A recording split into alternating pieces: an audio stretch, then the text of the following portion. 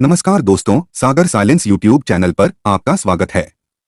गौतम बुद्ध का जन्म 563 ईसा पूर्व कपिलवस्तु के पास लुम्बिनी में हुआ, जो आज नेपाल का सबसे प्रसिद्ध तीर्थ स्थल है। उनके पिता का नाम राजा शुद्धोधन था, जो शाक्य कुल के राजा थे, और उनकी माता का नाम रानी माया देवी था। उनके परिवार वालों ने उनका नाम सिद्धार्थ रखा। दुर्भाग्यवश माया देवी का निधन सिद्धार्थ के जन्म के 7 दिनों बाद ही हो गया। माया देवी की मृत्यु के बाद सिद्धार्थ का पालन पोषण माया देवी की बहन और राजा शुद्धोधन की दूसरी पत्नी महाप्रजापति गौतमी ने किया। कहते हैं कुछ विद्वानों ने ये पूर्व सूचना दी थी कि सिद्धार्थ बड़े होकर एक महान राजा या फिर एक महान सिद्ध पुरुष बनेंगे। विद्वानों की बात सुनकर राजा शुद्धोधन चिंतित हो गए। दुनिया के दुखों से बचाने और संत बनने से रोकने के लिए उन्होंने सिद्धार्थ को महल की चौखट कभी पार ही नहीं करने दी, और इस बात का ख्याल रखा कि वो कभी बाहरी दुनिया और उनकी पीड़ाओं के समक्ष न जा सके। उन्होंने सिद्धार्थ को वो हर एक शिक्षा दी जो उन्हें राजा बनने के योग्य बना सके, परंतु वो भी महल के 4 दीवारों के अंदर। जब सिद्धार्थ एक योग्य उम्र के हुए, तब राजा ने उनका विवाह राजकुमारी यशोधरा से कर दिया।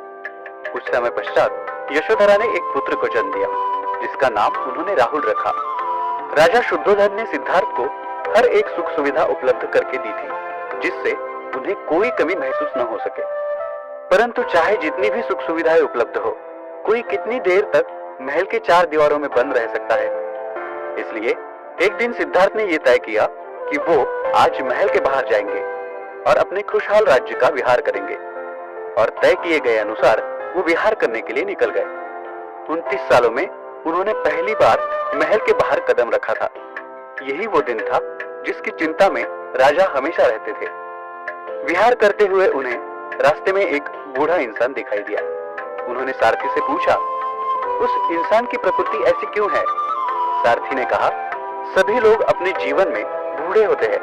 तब सिद्धार्थ को पहली बार ये पता चला कि इंसान बूढ़ा भी होता है। कुछ देर बाद उन्हें एक बीमार व्यक्ति दिखाई दिया। उन्होंने फिर से सारथी को उसके बारे में पूछा।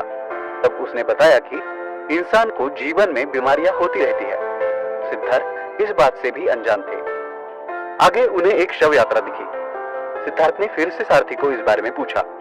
सारथी ने उन्हें बताया कि जो भी इस दुनिया में आता है, उसे एक न एक दिन इस दुनिया को छोड़कर जाना पड़ता है। थोड़ा आगे जाने के बाद उन्हें एक सन्यासी दिखाई दिए। उन्होंने फिर से सारथी को सन्यासी के बारे में पूछा। तब सारथी ने उनसे कहा कि ये एक सन्यासी है। जब कोई इंसान अपने जीवन की सुख सुविधाओं को त्याग देता है, तब वो सन्यासी बन जाता है। और फिर वही बात हुई जिसका राजा को डर था। सिद्धार्थ जीवन के दुखों से परिचित हो चुके थे। विहार के दौरान देखी हुई बातों ने उन्हें सोचने पर मजबूर कर दिया। वो ये सोचने लगे कि जब इंसान को इस दुनिया में आकर दुख ही सहना है, तो इस वैभव का क्या अर्थ है? उन्होंने अपने इस वैभवशाली जीवन को छोड़ जीवन के शाश्वत सत्य का मार्ग ढूंढने का निर्णय लिया, और वो अपना सभी सुख सुविधाओं से भरा जीवन छोड़ जंगल में एक तपस्वी का जीवन जीने के लिए निकल गए। उन्होंने कई तपस्वियों का मार्गदर्शन लिया। तपस्वियों ने जो जो कहा, सिद्धार्थ ने वो सब किया, परंतु वो जो जानना चाहते थे वो उन्हें नहीं मिल पा रहा था।